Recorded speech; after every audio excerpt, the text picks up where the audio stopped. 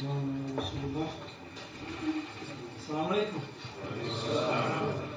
My name's John Fontain. They just asked me to give a few words. Unfortunately, the imam can't make it. But the good thing is, I'll have free food tonight. Yeah? And I know if there's free food, you'll definitely be there, especially Pakistanis. I've just come back from Pakistan, as you can tell. Yeah? I've put on about 2 stone in 26 days.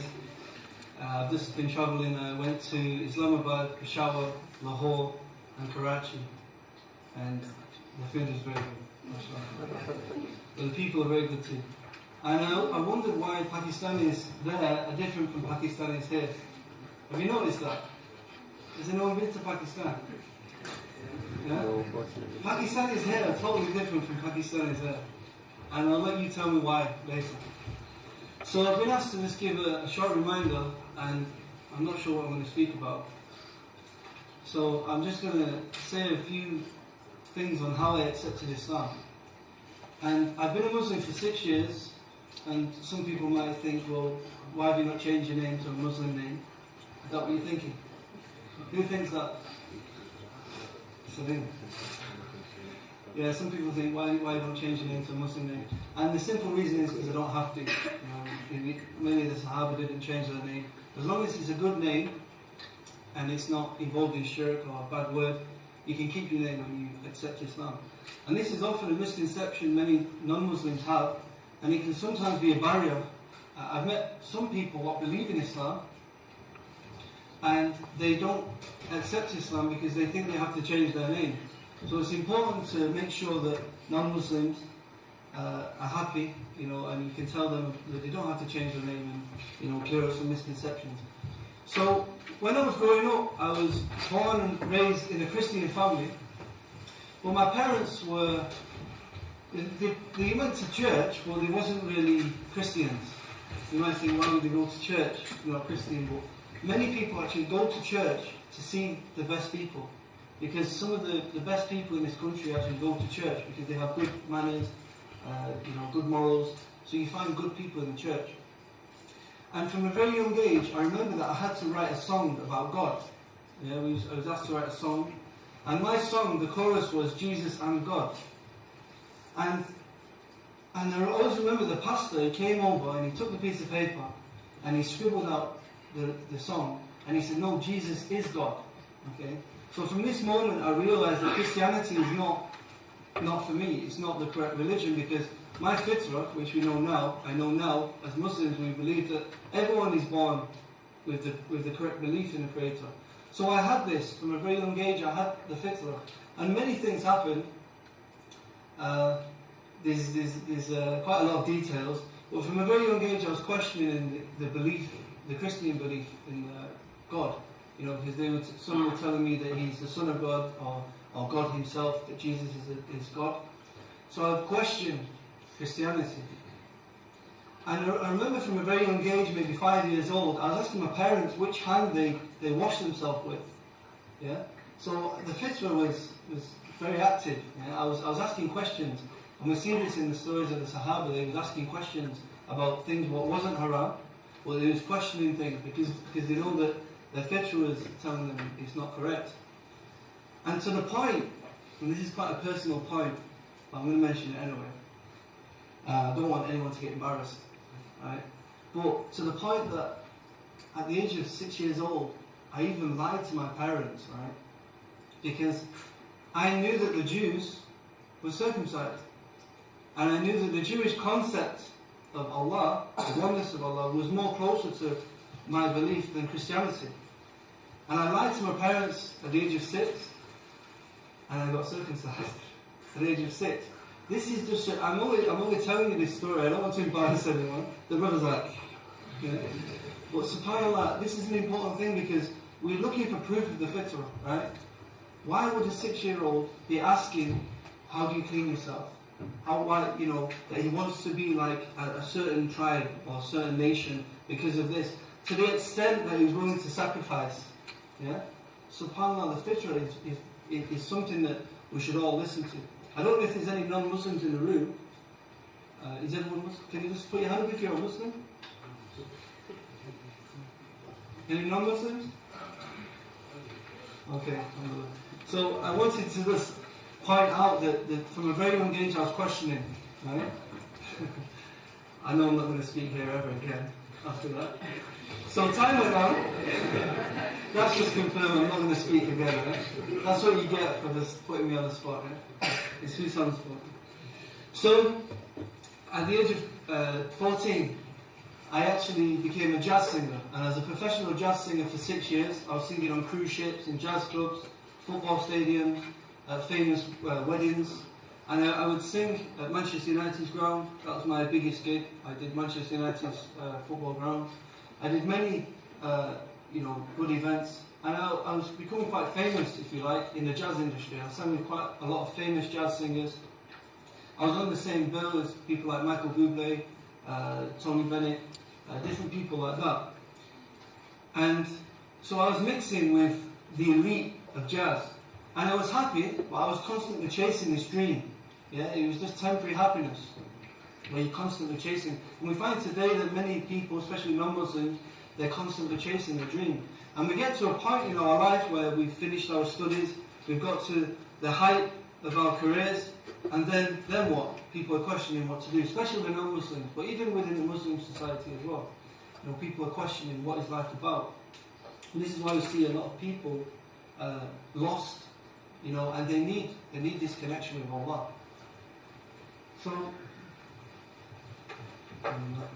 So what happened was, this is Tino and Yusuf, always late.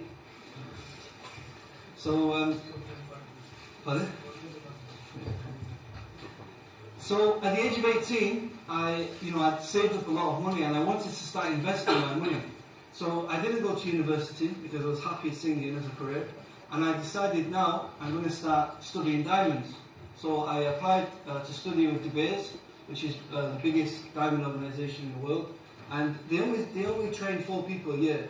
Alhamdulillah, I managed to get on the course. And I began to study diamonds and I began to travel to Sierra Leone in West Africa. And this is where I was living for a number of years. I was travelling back and forth. But my first experience was on my way to Sierra Leone. I went to Senegal in West Africa, and it's a Muslim country. And my first contact with a Muslim was that I was in a hotel and I didn't have any money. And I was lost, I didn't have nowhere to stay. And the Muslim invited me to his house. And the first time when I went to his house, I heard the adhan. Okay? Allahu Akbar, Allahu Akbar. Yeah? Now can you imagine, as Muslims, everyone's Muslim here, most of you. And when you're born, yeah, your father does the adhan in your ear, and he does the iqamah in the other ear. Well, I don't have this. Yeah? And the iqamah signifies the start of your life, the start of your whole life of worship. Yeah? And when you die and you have your janazah, you don't do the adhan. Yeah? It's like your whole life has been worship to Allah, or should be worship to Allah. Yeah? But I've not had this. So it's as if my life hadn't begun yet. So when I heard the adhan, I don't want to sound all like crazy, turn the lights out and spin around and stuff. But it was like, I didn't know what hit me. I wanted to know what... Celine's laughing. Celine turns the lights out sometimes. So, I didn't know what hit me. I wanted to know what the sound was. Yeah? The sound. And they told me it's a call to prayer, and I didn't understand the words, but it meant something. My fitra was also connecting with this, with the call to prayer. And this wanted me to look into Islam. It wanted me to search more, and the manners, and what the manners which the Muslim had, it wanted me to look into Islam. It had a positive effect on me. So I began to look into Islam, and then I carried on to Sierra Leone. And I met many bad Muslims who were involved in shirk, who was involved in contacting the jinn. And for a number of years I was involved in the bad crowd. We would go to these people for help. We were seeking help from these people. Can you imagine? This is shirk, yeah? You go into people who are contacting the jinn, and they would do things for you. And it was very real. I've seen things that, if I tell you, you think I'm crazy. Or supernatural things which you can't imagine. you don't want to go into too much detail, but the world of the jinn became very real to me. Yeah? And then I seen women in the jungle in Sierra Leone, in a village called Kabbalah, and they was tying knots, they was blowing in knots, they was tying circles of ropes, and people were standing in them, they was pulling the ropes over, and this was all a part of the witchcraft which they was doing. I didn't understand the significance of this until I came back to England, and I spoke to a Libyan friend of mine, and he told me that what I'd witnessed was actually illegal in Islam, that these people who were claiming to be Muslim, yeah, were actually outside the fold of Islam, because they were doing shirk. And he gave me a copy of The Fortress of the Muslim. I began to read it, and I came across Surah Falaq. You know, you know what it says? It says, protect you from the evil. You know, when they tie knots, they blow knots. You know, and everything that I read in Surah Falaq was what I'd seen in Africa. And my friend said that this is the protection from the evil that you've been seeing and being a part of. So this is when I started to believe that the Quran may be from the Creator, which I believed in, because my concept of Tawheed, my concept of the oneness of Allah, was always there from a very young age. I always had the correct concept of Allah. Well, now I had to accept that Islam is the religion of God, the religion of this Creator which I believed in. So now I began to study, look into the Quran, and I realized when I studied more that the Quran is from the Creator. So it took a long time. I didn't want to submit to Allah at first, you know, praying 5 times a day. You know, there'll be some Muslims here what might not pray 5 times a day. And it's not easy, you know. If someone might say, you know, someone who's praying 5 times a day, they'll say it's easy. Well, I know the situation you're in, you know, the brothers and sisters, if you're not praying, it's not easy. And, you know, we have a lot of work and things to do. But if you start slowly, you can start with 1 or 2 prayers a day, 3 prayers, and build it up slowly. You know, within a week or 2, you know, you can master the salah. But I know it's not easy. But you know, try and pray. You know, this is the first step, because the shahada is one thing. You know, many people they translate the shahada as there's only one God. But it's not. There's nothing worthy of worship except Allah. Yeah, it's acknowledging that Allah is worthy of worship and that He needs to be worshipped. He needs to be acknowledged. Because Shaitan believes in Allah. Shaitan believes in Allah more than us. Yeah? But he doesn't acknowledge that He's worthy of worship. That's the difference. It's acknowledging that Allah is worthy of worship and submitting to Allah. So the second form of submission is the salah. So this is something we should focus on. And then you have, you know, we know the 5 pillars, but it's a good reminder because we have the Saum, fasting, the zakat, and the Hajj. And the Hajj for me was one which I forgot about. And many people here might have forgotten about the Hajj. Who's been to Hajj? You haven't. So, quite a few brothers, yeah? Now, you know, Hajj is often one of the pillars which many Muslims forget. Yeah? And Hajj is so serious. It's so seriously important to the point that Umar ibn Khattab said that go and find the people that can afford to go to Hajj, that have not been to Hajj, and collect the jizya from them, the non-Muslim tax. He said they are not Muslim, they are not Muslim.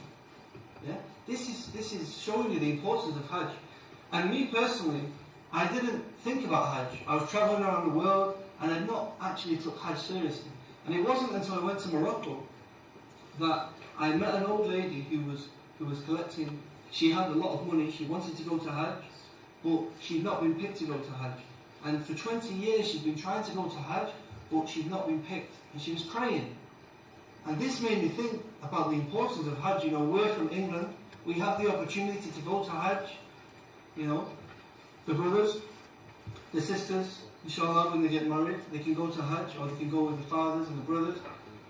But this was the importance. It made me think about Hajj. And then I took Hajj seriously. I came back and I managed to, alhamdulillah, I managed to go on Hajj. So it's just a small reminder that don't forget the Hajj. Yeah? So time went on, and I finally came to get off. That's not very nice. No, he said finish in 10 minutes, please. So finally, I accepted. I went to Egypt, Cairo, and I was scared to go in the mosque, you know, because I thought all Muslims were terrorists, you know. Not all of them are terrorists. But I thought Muslims were terrorists, and I had a conception of Islam, because the Muslims around me were not the best Muslims. You know, most of my friends were getting locked up for drugs and robberies, and most of them were Muslim. You know, and they didn't really know much about Islam. So I didn't have a good, good view of Islam. And then I went to Egypt, and I went into Hussein Mosque, and I asked my Egyptian friend, can you show me how to pray? Because I'd already been praying in my own way. I fasted on my own in my bedroom, on my own, for the whole month, without telling anyone. And I thought I was a Muslim. And then he said, no, you have to take Shahada. I said, what is the Shahada? I didn't even know what the Shahada was. And the amount of people we come across in Manchester where we ask them, and they believe in Islam, and we just simply say, would you like to become a Muslim? And the amount of people actually say yes, you won't believe. Yeah? So don't forget to invite your non-Muslim friends to Islam. And I took the Shahada. I took the Shahada in Egypt 6 years ago. But again, I wasn't fully ready to submit.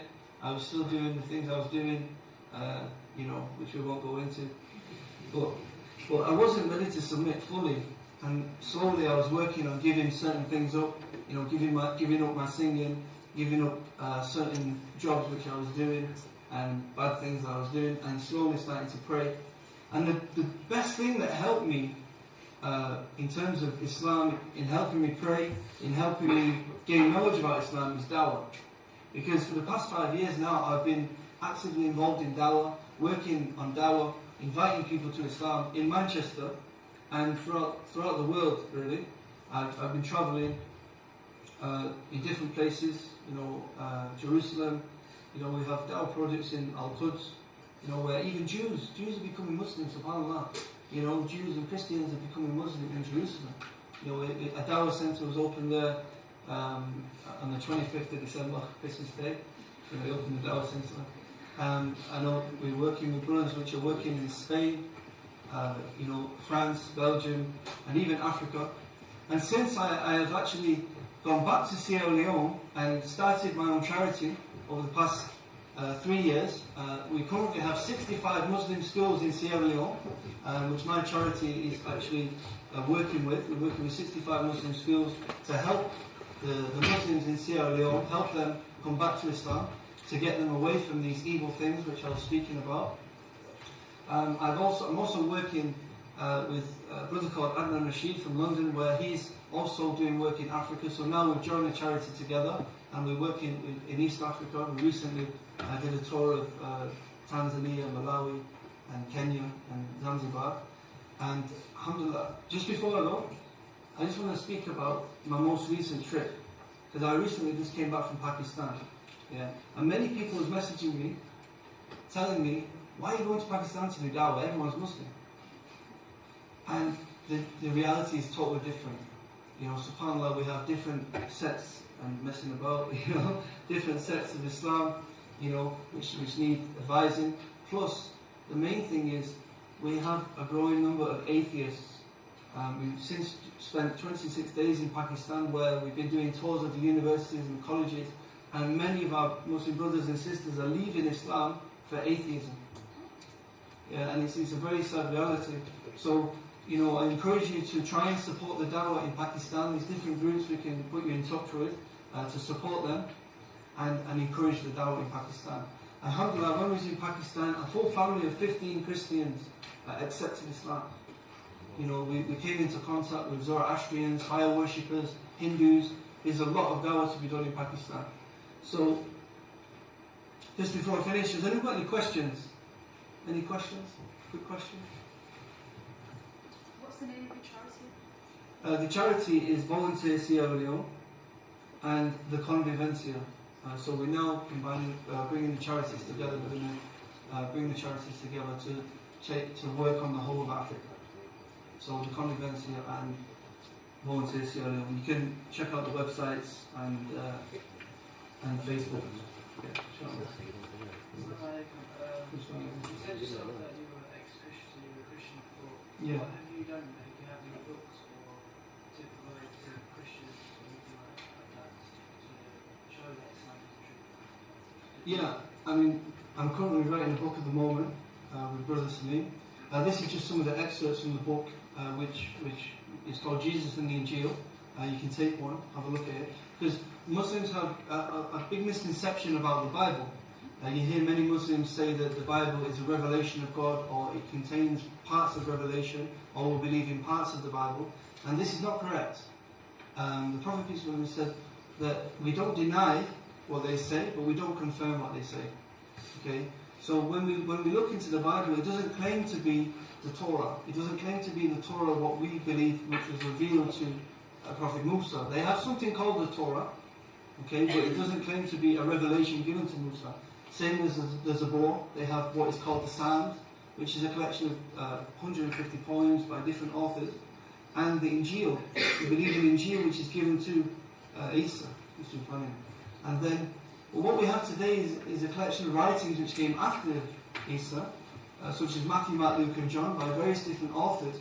But what I've done through my research, when looking into the Greek language, we find that these later writers of Jesus, which are writing about the life of Jesus, are actually speaking about an Injil in Jesus' lifetime. And the most significant point is in the old descriptions of the Greek is that the actual name Injilian is used, yeah? The same word which is used in the Quran. So this is the area of research which we're looking into. And alhamdulillah, we've got a lot of Jewish and Christian scholars which are backing us up on this, because they don't know we're researching from the Islamic perspective. But they're helping us a lot, because it's they're helping us with our studies because they know the scriptures, but they can see that they know about this word Injilian, but they've come to the conclusion that it's a loan word which was made up just to describe the New Testament. But we know that the Injil is a word which is given to, it's a revelation which is given to Isa. So it's quite interesting, and it helps because approaching Christians from this angle stops any of the questions, because when we can show them that they have no book, they have no holy book, they have no book from Allah, yeah, we can show them that when we can show them that the book is actually speaking of a book from Allah given to the prophets, then all the other arguments, there's no point to speak about them, because we can show them that they don't have a book, they don't have a revelation. Therefore, we can join it with the Quran. We can look at the Quran, because the Quran speaks about the Injil as well as the Bible. Now we can introduce them to Islam. So it's quite an important point, and because as Muslims, we've even made the mistake of translating the word Zabur, the word Injil, into Psalms and Gospel. And this is providing a big misconception, because when we go to Africa, if we look at Sierra Leone for instance, half of the population is converted to Christianity. And when you go to Sierra Leone and you see how they're doing it, they open the Quran, they show them that the English Quran speaks about the Psalms and the Gospel, and then they give them the Psalms and the Gospel. But the Psalms and the Gospel is not the Zabur and not the Injil. Okay? These are specific revelations given to the prophets. So we've made mistakes in the translation. So we're trying to resolve this, speaking to the translators, to stop people translating the words Zabur and Injil. Because we wouldn't translate Quran. We wouldn't translate the word Quran. Any more questions? Yeah? Okay. Okay. So, Jazakallah, thank you for allowing me to speak. Thanks for listening. And make sure you go to the dinner.